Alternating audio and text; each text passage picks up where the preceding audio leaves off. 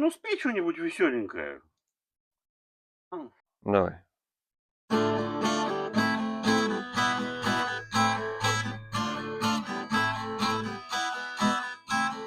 Нашли Натыч поутру, бахнул самогоночки, не страшны теперь ему удары по печеночке.